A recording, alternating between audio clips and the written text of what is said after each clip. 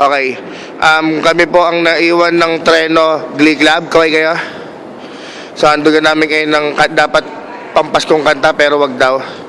Okay. Inhale. Exhale. Okay, 1. Isang buhos ha. Pagkatapos niya magsalita. Nagsasalita pa po siya. Okay.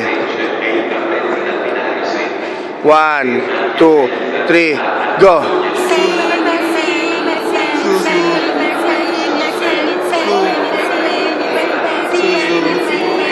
Minsan, ang sabi niya sa akin, sandali na lang. Paano mo nasabi, sigurado na ako handang tanggapin ang kanyang oo. Bigla ba namang nagbago ang isip niya? Di ko akalain na ganun pala siya. Pinaasa niya lang ako.